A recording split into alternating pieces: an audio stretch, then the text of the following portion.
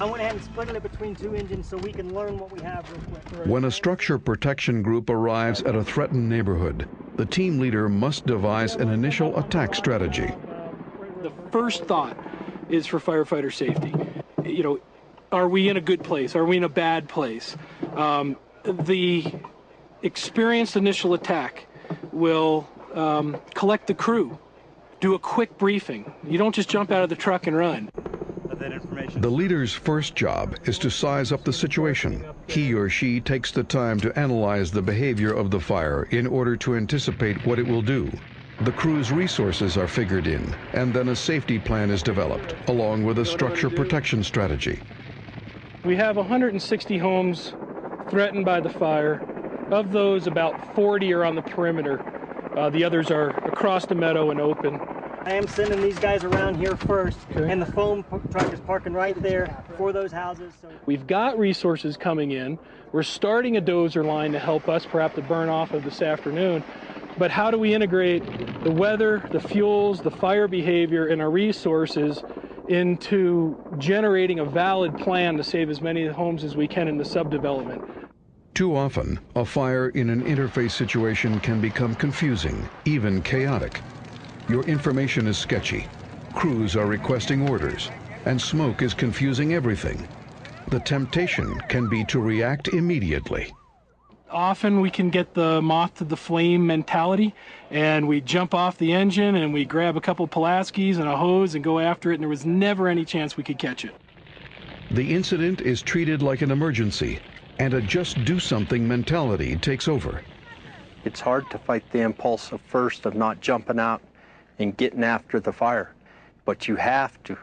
You have to fight the impulse of getting right in there. During the initial incident, we can easily fall back on familiar but inappropriate strategies and work at cross purposes. For example, structural firefighters trained to save lives and property may want to attack the fire quickly and directly, perhaps by entering structures. Wildland firefighters, on the other hand, accustomed to containing vegetation fires by letting them burn out, often haven't received enough training to suppress structure fires. The most effective strategy for an interface fire demands a new approach, one that draws on the experience of both groups in assessing the fire's behavior and its likely impact on a community, and one that doesn't treat the incident like an emergency. The best leaders calmly take their time to develop the right strategy and tactics. They also make sure that everyone has proper gear and protective clothing before sending their crews in. They really don't care about the fire at that moment. They're charged with looking 2 hours down the road, 8 hours down the road. They've got a radio, they've got a notebook in front of them, and it's the big picture view. You can see it in their eyes. They're not tunneling in on the fire. Your strategy in an interface fire should focus on 3 priorities. Your number 1 priority is to protect your crew and save the lives of civilians.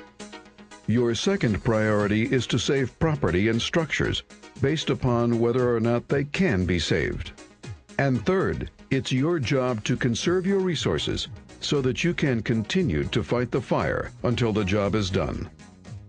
Once you've considered these priorities, you must then decide whether to adopt an offensive strategy or pull your crews back to play defense. This is the threat, not so much that, even though that looks more ominous. There's a right time to play a short-term strategy of saving homes and a right time to adopt a longer-term containment strategy. If your assessment of the fire and your resources tell you that you have a good position, plenty of time, and enough resources, you may send your crew to try to halt the fire before it reaches the community.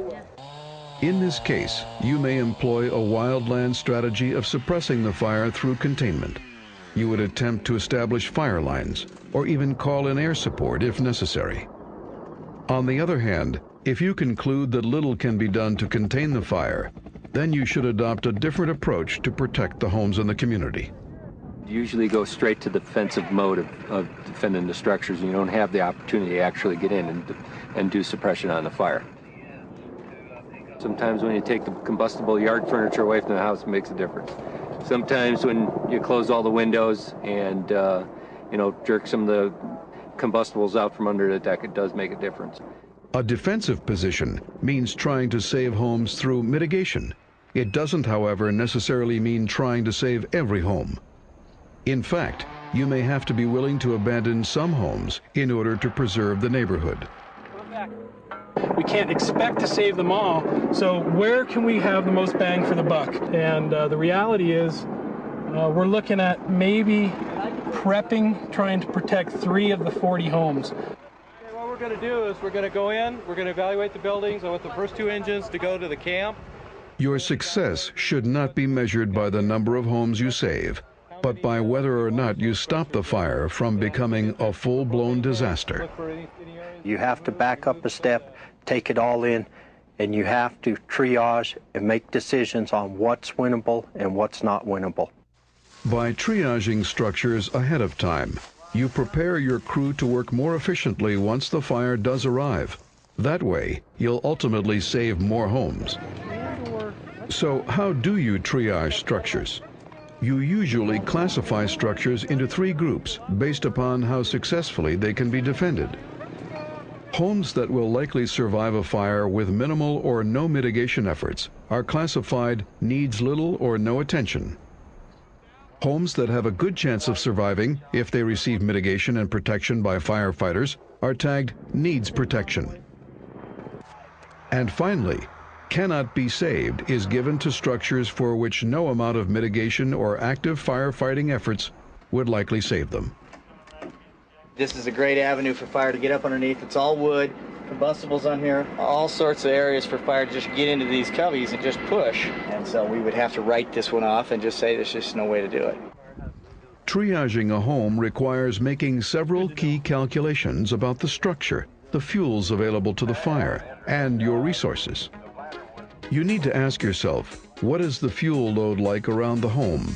Is the structure built with materials likely to burn? Does mitigation make sense? Can it be protected from a surface fire? And equally important, do you have the staffing, equipment, and water to protect the structure? But the most important consideration is safety. Can your crews safely defend the structure? Are adequate safety zones and escape routes available and accessible? Never jeopardize your crew to rescue a home.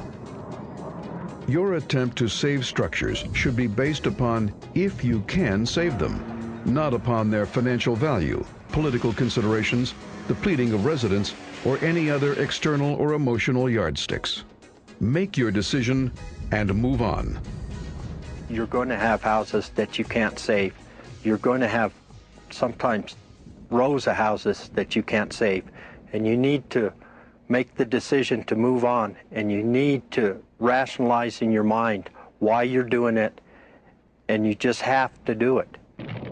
Once a fire reaches the interface, the leader may find him or herself fighting 2 battles. The first is physical, the fire itself. The second is psychological. It's the mindset that says, we're going to stand and fight this fire at all costs in order to save our community. Before you enter a community, it's important that everyone realizes that structural fires in the interface differ from urban situations. A typical fire in an urban environment usually has multiple exposures with a fixed source. In the interface, however, exposure usually involves a flame front and multiple sources of ignitions. So as the fire enters the community, you'll have to make several crucial decisions. First, you'll have to determine if it makes sense to deflect the fire around the home. If small ignitions break out on the exterior of a structure, you have to decide if it makes sense to attempt to extinguish them. However, once the home becomes significantly involved, it's probably too late to save it. You'd be better off applying your resources to homes that stand a better chance of surviving. Never hesitate to walk away from a structure. If you're spending all your time and resources trying to fight the unwinnable situation, everybody's going to suffer, your crew's going to be in danger, and you're going to lose a lot more than you're gaining. Abandoning a structure can be the right thing to do, even though it may feel like admitting defeat. It's a pretty emotional decision when when you realize that you can't do anything more and you have to move on. That's not what we're trained to do. We're trained to stop the fire there. But once you realize you can't do that and you get past that, it makes your job a lot easier, a lot safer, and a lot more efficient for everybody else. And never hesitate to walk away from an entire area with extreme fire conditions. In most cases, stopping an intense fire is wishful and dangerous thinking. Once a fire of this magnitude enters a residential area, there is little you can do. We basically can't allow firefighters to stay at structures at that point. And we're pulling them into safety areas, let the fire front move by, and then immediately return to do more of a patrol status. Seeing if they can get back quick enough to pick up the little things that may ignite it on the structure that if not dealt with, will take the whole structure. Sending your crew to a safe zone doesn't render them helpless. Usually the real work begins after a large fire has passed through. At that point, you can send your crews back in to protect homes by putting out spot fires. Common sense may tell us that little can be accomplished once an engulfing fire has swept through. But the reality is that few homes are destroyed by intense flames. The vast majority succumb to firebrands or spotting. If crews don't return to the interface, these lingering small ignitions may burn unattended for hours and ultimately destroy homes that could have been saved by something as small as a backpack pump.